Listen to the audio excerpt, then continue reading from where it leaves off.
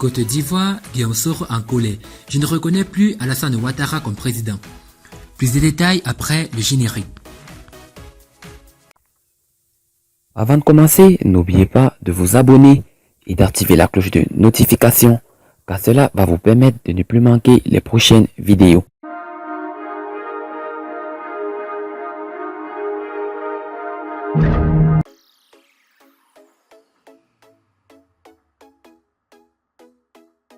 Guillaume Soro ne veut rien lâcher contre son ancien mentor Alassane Ouattara. Au moment où le président ivoirien organise l'élection présidentielle en Côte d'Ivoire, le fondateur des Générations et Peuples Solidaires Nabé GPS prend une lourde décision depuis son exil parisien. Guillaume Soro déterminé à faire tomber Ouattara. La guerre entre Alassane Ouattara et Guillaume Kibafori Soro, son ancien premier ministre, s'intensifie au fil du temps.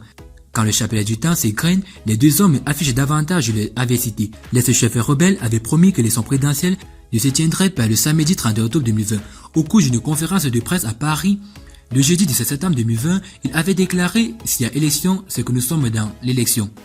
Écrivez que Guillaume Soro dit qu'il n'y aura pas d'élection en Côte d'Ivoire. Tant qu'on n'est pas candidat, l'élection n'aura pas lieu. Mais finalement, Alassane Ouattara a organisé l'élection présidentielle à la date indiquée, même si plusieurs scènes de violence ont été signalées dans certaines régions du pays. Après le scrutin présidentiel, Guillaume Soro a immédiatement réagi. L'apocalypse et la catastrophe se sont abattus sur la Côte d'Ivoire ce jour de 2020. Je ne reconnais plus Alassane Ouattara comme président de la République. Peuple de Côte d'Ivoire, nous n'avons aucune autre option que celle d'œuvrer au départ de Ouattara, a tweeté le leader des soristes.